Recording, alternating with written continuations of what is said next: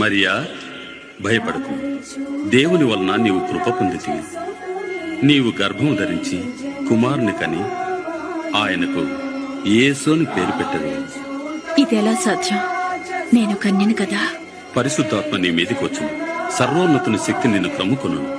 పుట్టబోవు శిశువు పరిశుద్ధుడైన దేవుని కుమారుడనబడును. ఆయన రాజ్యానికి అంతముండదు. ప్రాంతంలో కొందరు గొర్రెల కాపురులు రాత్రివేళ తమ మందలను కాచుకొనుచుండగా అకస్మాత్తుగా దేవదూత వారి దగ్గరకొచ్చింది. ప్రకాశవంతమైన ఒక దివ్య వెలుగు వారి చుట్టూ ప్రకాశించింది.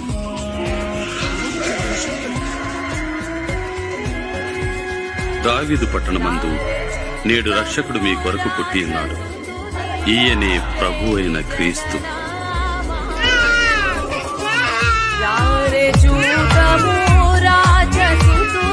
గొర్రె కాపురు ఆతృతగా వెళ్లి తొట్టిలో పడుకుని ఉన్న శిశువును చూచిరి. రక్షకుడైన యేసు జననాన్ని గూర్చి కన్య మరియను